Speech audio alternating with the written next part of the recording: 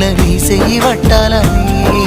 నల్లని సీకట్లో ఒకదాన్నే కూసున్న దిక్కులేని పచ్చినయ్యి బావా నువ్వెప్పుడొస్తావని ఏళ్ళైపోతుండే పిల్ల